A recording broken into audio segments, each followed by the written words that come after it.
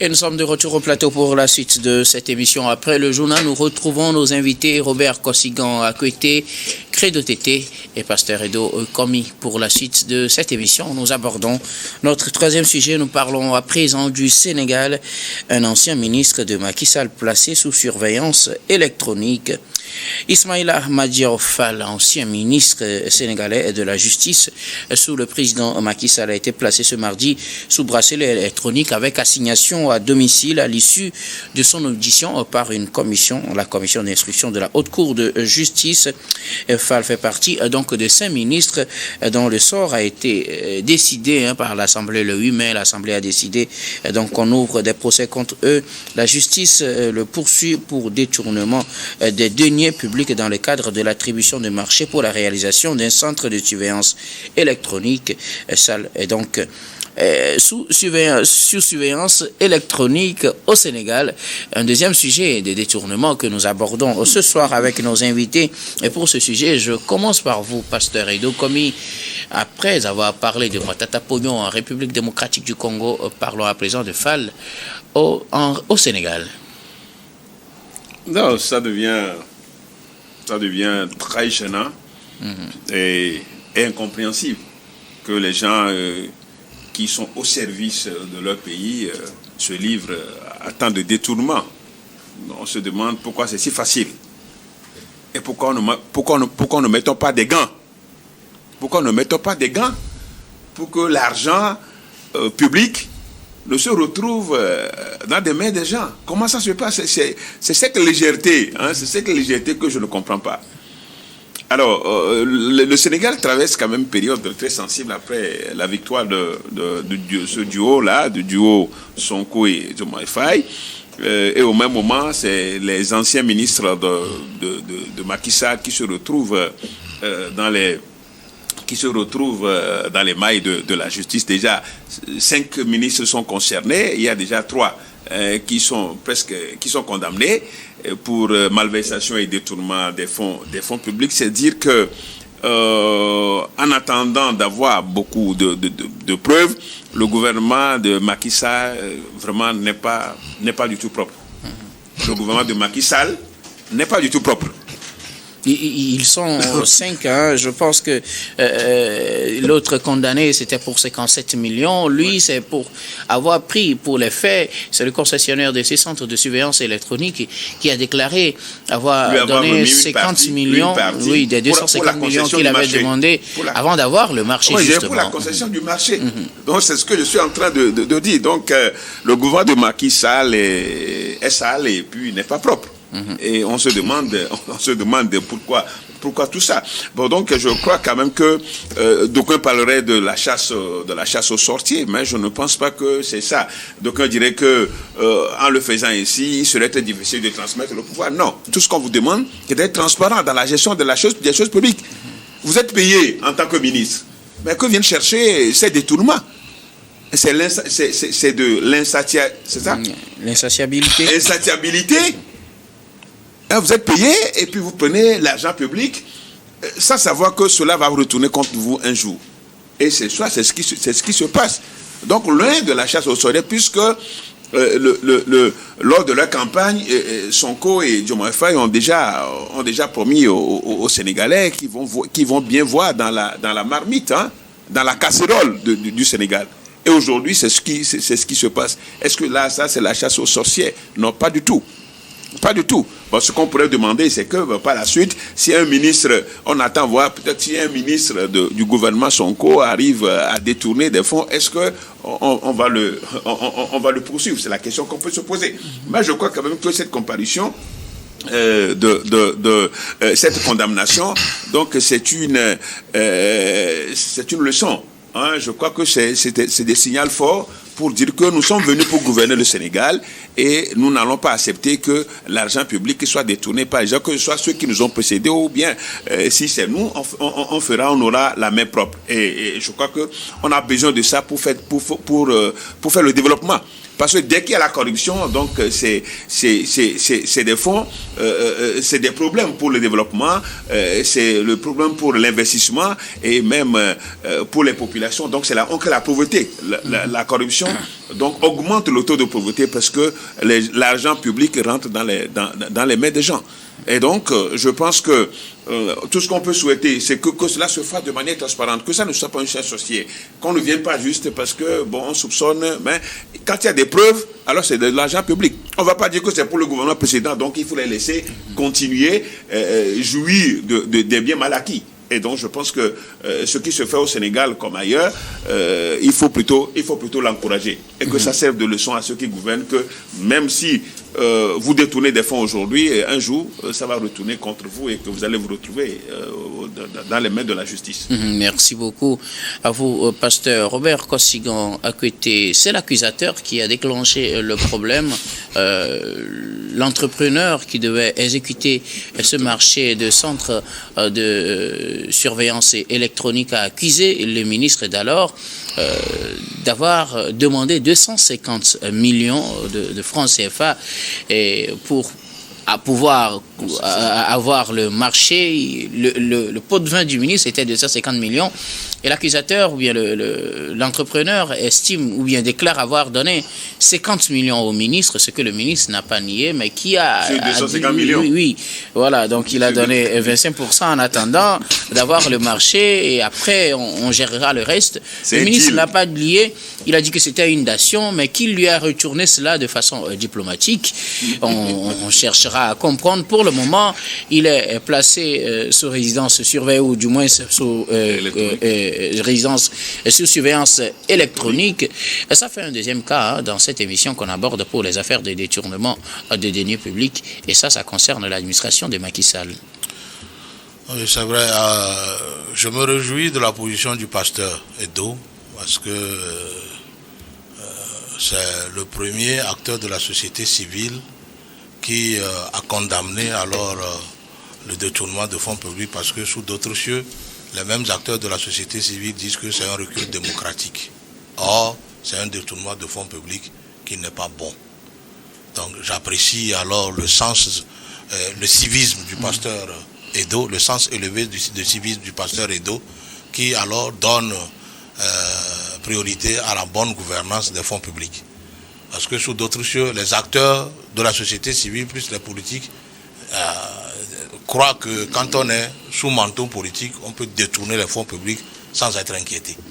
Alors, moi j'ai dit, quand vous êtes aux affaires et qu'on vous confie les fonds de la République, il est de votre devoir de l'utiliser à bon escient. Voilà. Ce n'est même pas la peine de vouloir faire de la corruption ou imposer. Quand vous imposez déjà à celui qui va exécuter le marché de vous amener des fonds, ça voudrait dire que le marché sera mal exécuté. Parce que quand l'opérateur économique va sentir sa marge diminuer, va disparaître sur le montant alloué au projet, il fera du mauvais travail pour pouvoir gagner un peu d'argent. Donc moi j'ai dit, le ministre là ne peut s'en prendre qu'à lui-même, pour faute d'amour à son peuple. Quand vous avez de l'amour à votre peuple, il vous sera difficile alors de se livrer à ces genres de jeux qui n'avantagent pas le pays. Ce qui lève aussi le voile sur les méthodes de passation de marché, les pots de vin, pour se voir attribuer un marché comme ça. Et c'est déplorable. C'est déplorable parce que quand on vous nomme, tout ce qui concerne les deniers publics, ce n'est pas votre propriété, ça relève de la propriété de l'État. Et l'État, c'est tout le monde.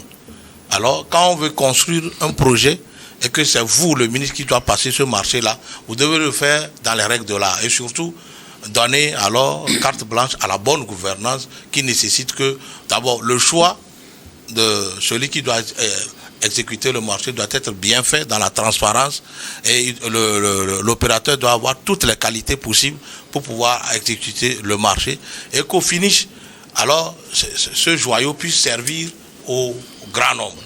Mais quand vous imposez déjà une grande partie, 250 millions, quand on l'enlève du coût général du projet, je pense quand même que la marge bénéficiaire de l'opérateur est peut-être inexistante. Et dans ce cas, il va vouloir le piocher dans le reste de l'argent, ce qui fera que le projet sera mal exécuté. Et bricoler, vous bricolez voilà. Le marché. Le marché sera mal exécuté. Le projet sera bricolé. Je pense quand même que cela serve de leçon pour ceux qui sont aujourd'hui au pouvoir, avec Diomaye Faye et Ousmane Sonko, pour dire que si aujourd'hui nous trouvons les casseroles dans les valises et sous les lits de ceux qui ont géré le pouvoir avant eux, dans les placards de ceux qui ont géré le pouvoir avant eux. Demain, on trouvera, s'ils font aussi alors de ces fautes-là, on trouvera aussi alors de ces casseroles dans leur placard, ce qui ne fera pas honneur à la jeunesse que eux ils représentent aujourd'hui.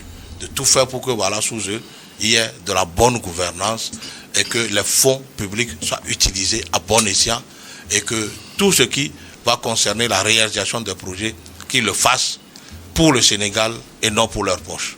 Merci beaucoup à vous, Robert Kosigan. Côté Credo TT, je le disais, après avoir parlé d'une situation similaire en République démocratique du Congo, nous abordons le cas de la RDC, le cas du Sénégal à présent. Lui, c'est seulement 50 millions qu'il a pu avoir pour un pot de vin, pour avoir attribué le marché à une entreprise et qu'il aurait rendu d'ailleurs diplomatiquement. C'est pas le ministère des Affaires étrangères. C'est le ministère de la Justice, malheureusement. Alors, Ismaïla Fall est aujourd'hui sous surveillance électronique. Il fait partie des anciens ministres, des ministres de Macky Sall, à subir les pressions de la justice pour des faits de détournement. Non, mais moi je crois que c'est une bonne chose qu'on puisse les poursuivre parce qu'on ne saurait encourager des détournements de taille.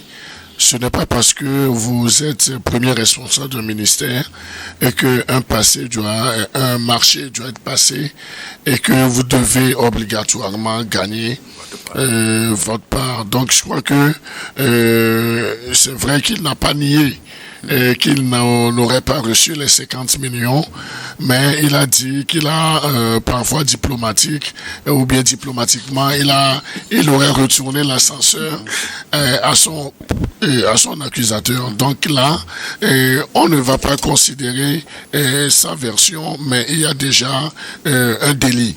Et c'est le délit qui est en train d'être puni. Et c'est pourquoi il est dans une posture d'une personne poursuivie et qui a aujourd'hui un bracelet électronique. Donc je crois que le gouvernement, même le dernier gouvernement de Macky Sall, aurait vraiment souffert de gens corrompus à la base. Parce qu'il nous en souvient qu'il y a même des soupçons de corruption dans l'affaire de la gestion des fonds Covid. Et que même des ministres femmes se seraient allègrement servis. Là, ce n'est pas seulement dans ce pays. Là, nous parlons du Sénégal et selon ce que je sais sur le Sénégal, parce que la justice a fait un travail, donc il va falloir décourager ces genres de comportement. Et également dire que dans un pays où la société civile est responsable, la société civile n'est pas partisane, on voit que les choses se déroulent assez aisément. Donc, insister sur le rôle de la société civile en tant qu'outil de dénonciation des cas de corruption. Alors, il faut dire que cette semaine, ça fait déjà la deuxième condamnation pour les anciens ministres au Sénégal, à part avant Ismaïla Madior Fall, c'est sa collègue Ndeye Saly Diop, ancienne ministre de la Femme, de la Famille et de l'Enfant, qui a été condamnée pour aussi détournement de 57 millions de francs CFA. Non, je crois qu'elle n'est pas la seule, selon les informations. Il y a 3 autres qui sont également dans le viseur. Même la ministre qui était en charge des mines et de l'énergie aussi a été mise sous mandat de dépôt. Donc ça fait déjà 3, mais on nous a dit que en fait le marché serait vraiment abondant en termes de gens qui auraient commis des malversations ou qui auraient succombé à la tentation de la corruption. Donc on doit rétablir les faits. Il faut que la justice aille au bout du processus pour décourager les prochaines éventualités. Certains voient à travers ces condamnations aussi une cabale politique dirigée contre les anciens dirigeants du Sénégal, pasteur. Loin de là, ici même, c'est l'accusateur. L'accusateur, c'est un promoteur immobilier. Ce n'est même pas directement le gouvernement. C'est lui qui s'est plaint. C'est lui qui a estimé, c'est lui qui a évoqué le deal qu'il aurait eu, ou bien l'imposition du ministre de ces 50 millions pour avoir le marché. Et je me demande qu'il y a un problème, peut-être qu'il y aurait un problème au niveau de l'autorité de régulation de la commande publique aussi, aussi au Sénégal. Peut-être, sûrement, il y a un problème. Parce que tous ces fonds-là qui passent par des mains directement au lieu de la comptabilité publique en tant que pour des projets, ça soulève quand même un problème très compliqué au niveau du Sénégal. Et donc, moi j'avoue que quand vous prenez même ce ministre aujourd'hui, cet ancien ministre de la Justice, qui est placé sous surveillance électronique, était même impliqué, était même dans un projet pour la réalisation du centre de surveillance électronique. Oui. Et maintenant, on lui applique un bracelet électronique. Le bracelet électronique, parce que le projet était destiné, les fonds étaient destinés pour la construction du centre de surveillance électronique. Aujourd'hui, il a commencé par expérimenter les bracelets. Lui, au moins, il est en surveillance électronique en attendant. Donc, on va se servir de ça pour dire que la moralité de la plupart de nos dirigeants dans les ministères, ça pose de sérieux problèmes. Vous parlez tout à l'heure de Covid-19 au Sénégal. On se rappelle aussi dans presque tous les pays, dans presque tous les pays d'Afrique, Afrique noire, il y a eu ce problème de la mauvaise gestion, de la malversation dans les fonds Covid. C'était vraiment une occasion pour les gens de s'enrichir. Et que ce soit les cours de compte, que ce soit les cours judiciaires, il y avait toujours des rapports, qu'il y avait eu de mauvaises gestions, les gens se sont enrichis. Et je pense que quand on le fait pour le Sénégal, il faut le faire aussi dans les autres pays qui ne sont pas loin, dans les autres pays qui ne sont pas loin du Sénégal. Donc aujourd'hui, c'est pour dire que la gestion d'un pays, dans ce sens où les gens se coulent douce et puis s'enrichissent, ça fait très mal. Et souvent, c'est après leur gouvernance que cela se révèle. C'est après leur gouvernance que cela se révèle. Mais quand ils étaient aux affaires, ils se passaient pour des blancs. C'est comme s'ils gouvernaient bien, alors avec la paupérisation ambiante des populations. Alors, je pense que Sonko et Diomaye Faye sont sur la bonne voie et ils vont devoir quand même que ces gens remboursent même en étant emprisonnés. Il faut qu'ils remboursent ces fonds-là pour que ces projets puissent avoir lieu. Il parlait tout à l'heure, Kosigan parlait tout à l'heure de cette situation où quand on prend un cinquième ou bien un quart sur un projet, ce qui reste, c'est du bricolage. C'est du bricolage. C'est pourquoi le Chinois te dira que petit l'argent et petits travaux. Le Chinois va te dire petit l'argent, petits travaux. Et donc, quand l'argent est découpé comme ça, chacun prend sa part. Finalement, ce qui reste, ça ne sert à rien. Et donc, vous voyez des routes nouvellement construites. Vous regardez, vous voyez que il n'y a pas de ciment, il n'y a rien du tout, et ça se dégrade au jour le jour. Donc, c'est dommage pour l'Afrique que, malgré les luttes, des séries de luttes, des commissions de lutte anticorruption, on se rend compte que ça n'inquiète pas la plupart des autorités, et c'est dommage pour l'Afrique. Merci beaucoup à vous tous pour vos contributions. Nous allons, Robert Kosigan, à côté, vous voulez encore réagir sur le sujet rapidement alors? Je salue encore la hauteur prise par le pasteur Edo, acteur de la société civile, parce que ailleurs, les gens qualifient alors cette répression de recul démocratique. Ah oui. Et cela... Est-ce que le contexte aussi n'est pas un élément qui pousse les gens à quand faire c'est la cette lutte contre la interprétation? corruption, ce n'est pas de recul démocratique. Au contraire, c'est ça même la démocratie. La démocratie, c'est la reddition aussi, c'est la reddition des comptes. Alors, la redevabilité. Oui, vous savez, peut-être que si le promoteur immobilier là ne fait pas ce rapport, peut-être que c'est lui qui sera demain gardé au Nouf. Et c'est pourquoi il faut saluer aussi son civisme, son sens de l'intérêt général. Parce que peut-être demain, avec l'autorité de régulation des marchés, on peut voir peut-être un décalage de prix et tout, qui ne sera pas justifié. Parce qu'entre-temps, avec ce ministre-là, peut-être que la facture a passé, mais avec le nouveau ministre, ça ne passera pas, le dossier ne passera pas. Et comment il peut le justifier? Et c'est pourquoi il a choisi la voie de dénonciation.